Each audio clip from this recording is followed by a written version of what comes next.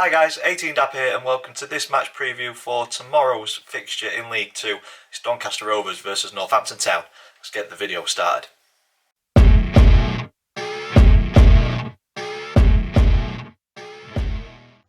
So guys, welcome to this match preview for tomorrow's League 2 fixture. It's Doncaster Rovers versus Northampton Town at the Eco Power Stadium. If you're an existing subscriber, thank you so much for supporting the channel. We're on the road to 3,000 subs, which is greatly appreciated from myself. So thank you very much for sticking around the channel, especially through this couple of seasons. It's been very tough as a Donny fan. I'm guessing it's not been great watching for you guys as much as it's not been great watching for me, watching our club fall to pieces over the last couple of seasons. But if this video has brought you to the channel and you're new here, please consider clicking subscribe if you enjoy the content.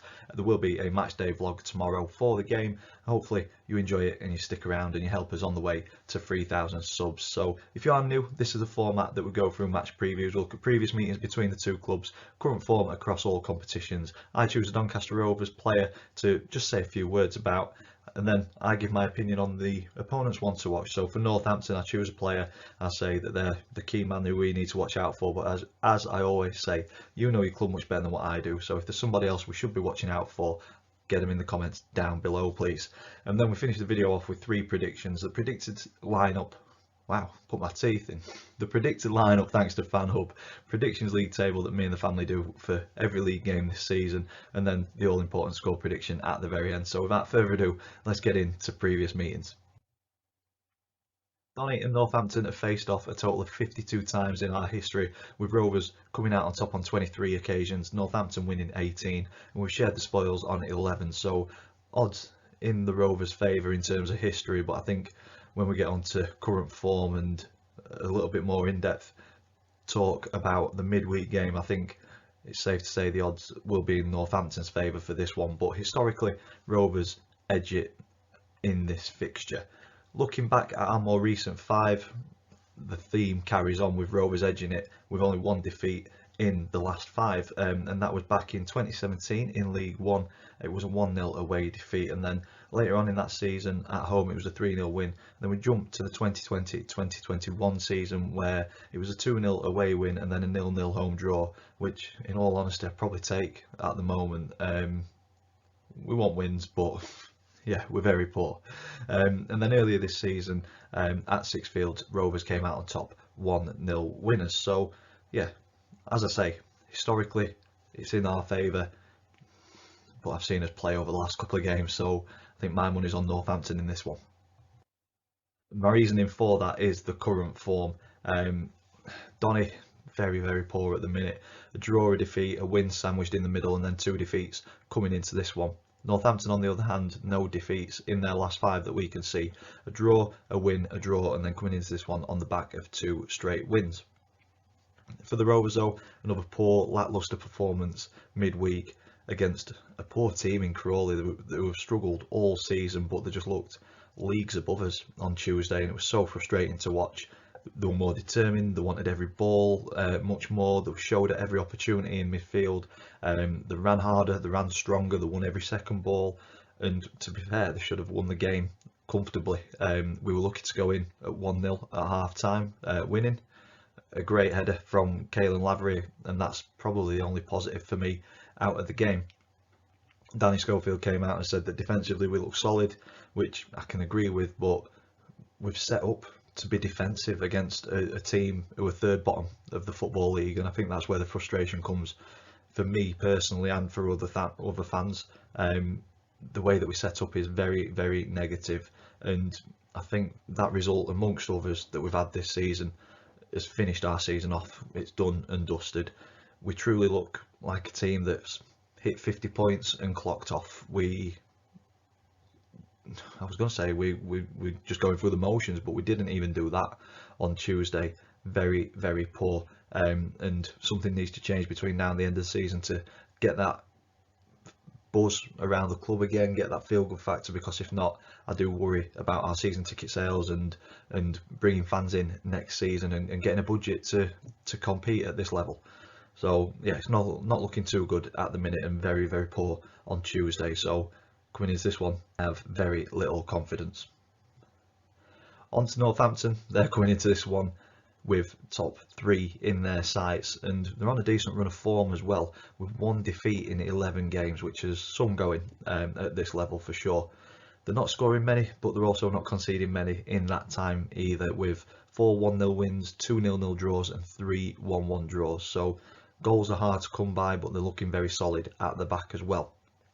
The 1 defeat in that 11 was a narrow 2-1 defeat against Grimsby at Sixfields. The saving grace for the Rovers is that a number of the draws over those 11 games have been against struggling teams in Rochdale, Harrogate, Hartlepool and Wimbledon. So do Northampton lack that killer instinct, and could it mean that the lack of goals, it could mean that they miss out on the automatics if they don't get enough points on the board? I mean, they're out of it on goal difference at the minute, I believe. So yeah, they'll be looking to try and get a few against us tomorrow, I'm sure. Moving on to the player profile, so this is where I choose a Doncaster Rovers player to say a few words about, but in this one we're doing something a little bit different. I've chosen Danny Schofield just to have a little chat about our head coach. 24 games in charge since he came in earlier this season. It's not been a season to shout home about, it's not been a period of our history to shout home about either. 9 wins, 3 draws, 12 defeats, so a 37.5% win rate. You look at that and you think, that's not bad, but unfortunately that's paired with a 50% defeat rate. We need to find a way of being solid at back, score goals so that if we do concede, we've got that buffer, and if we turn some of those defeats into draws, it may look a little bit better, and we'd probably be saying different things about Danny. He's under fire at the minute from a lot of the fan base because of the team misfiring, and is it fair for the fans to point at him and blame him? I think yes, to a certain extent, but I do feel for him in another. I think the problem is higher. He wasn't backed in January. I hope he's backed in the summer. I think if we were to relieve Danny of his duties, I don't think that put us in any stronger position, because as a club we don't seem to spend a lot of money on managers, so we'd be still paying Gary McSheffrey. I believe we'd still be paying Steve Eyre, I'm not sure about that. We'd then be paying Danny Schofield as well, so there's 3 people whose wages we're paying who aren't on the books, and people are thinking that we'd get a decent manager in who could do something with this squad, and I think they're deluded, to be honest. I'm not happy with the way that we're performing, I'm not happy with the way that we're set up, but I can't see the benefit of getting rid of Danny when the club are saying that they're trying to install or instill a philosophy and a playing style. I think he needs backing, and he needs to bring those players in who can play that style. We've shot our load early on a number of occasions and got rid of managers. I see people now saying that McSheffrey, was it too soon to let him go, or should we be giving him an opportunity? What I don't want us to do is the same with Danny. I think he needs to adapt better in games. I think he needs to have a plan B, but as I say, I think if some of those, say 6 or 7 of those defeats have gone into draws, I think we'd be looking at his tenure so far very differently. So I think the players need to step up a little bit more and perform and do what Danny's asking of him, but at the same time I think the board needs to support him as well. We will see where this one goes. I think he's stuck between a rock and a hard place at the minute. Moving on to the opponent's one to watch. So as I said at the start of the video, you know your club much better than what I do, but I think it's a pretty obvious choice in Northampton. I've gone with Sam Hoskins, 30 years old, right winger, 33 appearances this season. He's the second top goal scorer at this level with 19, only 3 behind Cook, who's having an absolute phenomenal season. But Sam is short, stocky build, very tough to get off of the ball, decent at a dead ball situation as well. 4 assists this season. I think when he scores or when he's on form, Northampton tick. If we can keep him quiet, I think we've got a chance of potentially getting a point out of this one. And it's frustrating to say that. At home you'd want to be winning every game, but I have very little confidence in this one. I think if Sam's on form, he could have an absolute field day tomorrow. Sam Hoskins for me is the one to watch, but as I said in the comments down below, if there's somebody else we should be looking out for. Moving on to the predicted team lineup. So I'll normally predict the team lineup that I think Danny Schofield's going to go with, but this time doing it a little bit differently. I'm putting a lineup that I'd like to see him go for. Obviously, he's got his style 3-4-1, 3-5-2, however he sets up. I don't know. It's negative though, and it's frustrating. Our season's done. I think this is the time to start tweaking tactics, having a look, and using it as a pre-season on the pre-season. Let's see what the youngsters are like, see if there's anybody worthy of a place in the starting 11 next season. So this is what I'm going for. This is what I'd like to see. Obviously more in goal, not sure if Mitchell's going to be back or not. I'd like to see a back four. Charlie Seaman on the right. I think James Brown looked like he was struggling against Crawley, so I think he needs a break. A back two of Faulkner and Anderson with Oluwu on the left. Now, it's not his natural position, but I'd like to see Tommy Rowe a little bit further up, and obviously Maxwell is injured, so Oluwu out on the left.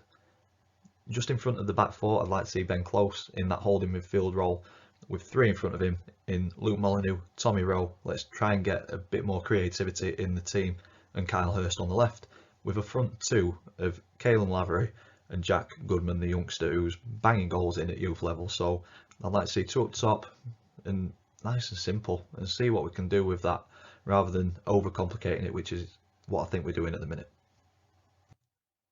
On to the Predictions League table. So if you're new to this, me and the family predict the scoreline for every single league game. If we get spot on, we get 3 points. If we get the outcome of the game right but not the result, we get 1 point. If we get completely wrong, no points. And Tuesday, we all had confidence apart from my dad. He went with a draw.